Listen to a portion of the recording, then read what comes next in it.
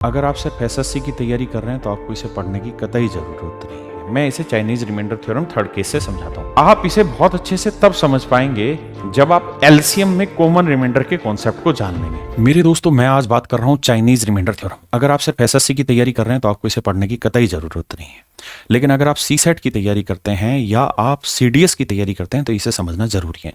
मेरे दोस्तों, हम इसी को एलसीएम रिमाइंडर थ्योरम या चाइनीज रिमाइंडर थ्योरम बोलते हैं। बहुत सारे लोग इसे चाइनीज रिमाइंडर थ्योरम के नाम से भी जानते हैं। तो आज हम इसी बात पर चर्चा करेंगे। मेरे प्यारे बच्चों, इसे समझने के लिए हम 3 टाइप में बांट लेते हैं। बात करें पहली टाइप की, तो अगर कोई नंबर है और उस नंबर को किसी नंबर से भाग दे रहे हो और ये नंबर बहुत बड़ा लग रहा है आपको, तो इस नंबर के को प्राइम फैक्टर हो सकते हैं, सह अभाज्य गुणनखंड हो सकते हैं।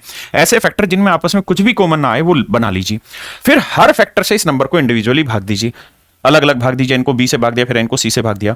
और अगर हर एक बार सेम रिमाइंडर आ रहा है, हर एक बार मेरे दोस्त सेम ही रिमाइंडर आ रहा है, हर बार रिमाइंडर आर ही आ रहा है, यानी तीनों केसेस में सेम आ रहा है या 2 केसेस में सेम आ रहा है, तो इस सवाल का फाइनल रिमाइंडर भी आर ही होगा। जैसे एग्जांपल के तौर पे मेरे बच्चे में 35 के ऐसे 2 फैक्टर करूं जो को प्राइम हो, जिनमें कुछ भी कॉमन नहीं आता हो। जैसे एक 5 ले लेता हूं और एक 7 ले लेता हूं। ठीक है जी।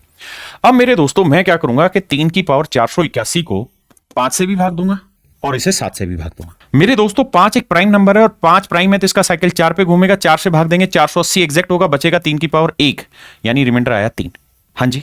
मेरे प्यारे बच्चों, 7 एक प्राइम नंबर है और 7 प्राइम नंबर है तो इसका साइकिल 6 पे घूमेगा। 6 से भाग देंगे तो 480 एग्जैक्ट डिवाइड होगा, बचेगा 1, तो 3 की पावर 1, यानी रिमाइंडर आया 3।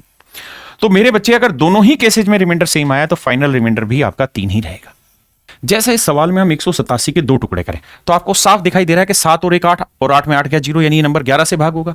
अगर ये 11 से भाग हो रहा है तो एक 11 बन गया, दूसरा टुकड़ा बन गया मेरे बच्चे 17। अब हमें क्या करना है कि 13 की पावर 400 को, मेरे बच्चों 13 की पावर 400 को 11 से भी भाग देंगे और इसी को 17 से भाग देंगे।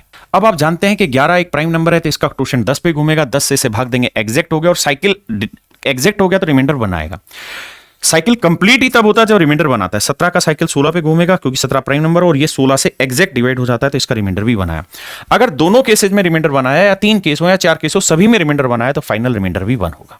मेरे बच्चे, अब बात करते हैं सेकंड केस की। यहां अगर हमने इसके को प्राइम फैक्टर की और सबको अलग अलग भाग दिया, एन को ए से, बी से, सी से भाग दिया, लेकिन यहां R1 आया, यहां R2, यहां R3, यानी तीनों बार अगर अलग अलग रिमाइंडर आया तो क्या करें, तो हमें इनके बीच का कॉमन रिमाइंडर चेक करना चाहिए। ए में से R1 घटाओ, देखो क्या आया कॉमन रिमाइंडर। फिर बी में से R2 घटाओ, फिर सी में से R3 घटाओ, क्या पता सभी का कॉमन रिमाइंडर सेम आ जाए।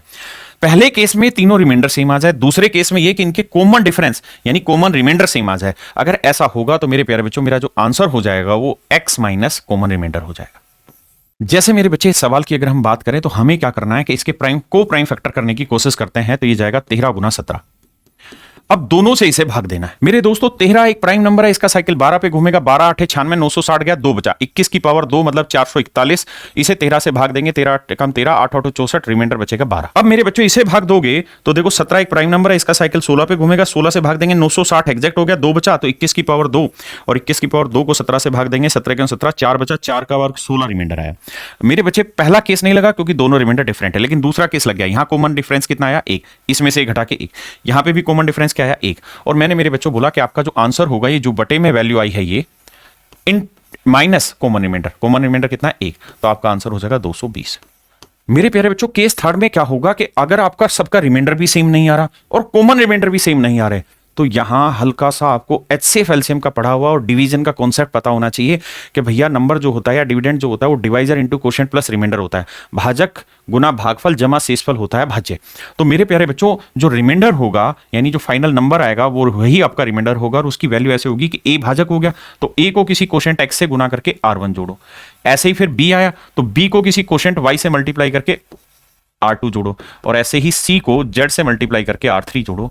फिर जो तीनों को सेट करेंगे, या ऐसे 4 होंगे उनको सेट करेंगे, या 2 होंगे उन्हें सेट करेंगे, फिर जो नंबर निकल के आएगा वो आपका यहां पे रिमाइंडर आएगा। सवाल के थ्रू समझाता हूं। मेरे बच्चों, सवाल ने पूछा इसका रिमाइंडर बताइए। मैं इसे Chinese remainder theorem third case से समझाता हूं। मेरे दोस्तों, 28 को हमने 2 हिस्सों में ब्रेक कर लिया, 4 और 7, क्योंकि दोनों ऐसे जो को प्राइम है। अब मुझे क्या करना होगा, मुझे इनको भाग देना होगा 4 से भी और 7 से। तो 4 से तो भाग देना आसान है क्योंकि 5 ऐसा नंबर है, 4 एकम 4, रिमाइंडर 1 आया, 1 की बात जो मर्जी पावर हो, रिमाइंडर 1 है। 7 का साइकिल 6 पे घूमेगा मेरे दोस्तों, 6 से भाग देंगे, 6 दूनी 12, 6 दूनी 12, 1 बचा रिमाइंडर, तो 5 की पावर 1, रिमाइंडर आया 5। तो यहां 4 में से 1 गया 3, 7 में से 5 गया 2, ना तो कॉमन डिफरेंस सेम आ रहा है, कॉमन रिमाइंडर आ रहा है, और ना ये रिमाइंडर सेम है। अब क्या करना होगा, अब बात को ध्यान से समझिएगा। अब मेरे दोस्तों, मुझे ऐसे लिखना होगा कि 4 कोई इसका कोई क्वोशिएंट होगा, लेट से x + 1 और ऐसे ही मेरे बच्चे 7 का कोई क्वेश्चन होगा, लेट से y प्लस में 5, क्योंकि भाजक गुना भागफल जमा शेषफल हमारा नंबर होता है। तो जो भी यहां नंबर निकल के आएगा वही मेरा रिमाइंडर होगा।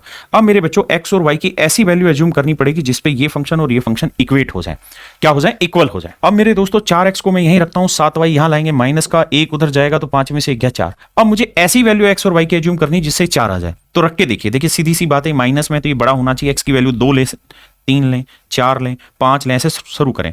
8 पे भी नहीं होगा, 3 लेते हैं तो 3 चौक 12 नहीं बनेगी बात, क्योंकि इसकी भी वैल्यू रखनी है। जैसे मैं यहाँ 3 ले लेता हूं और यहाँ 1 ले लूं तो 12 में 7 गया, 5 नहीं बनना।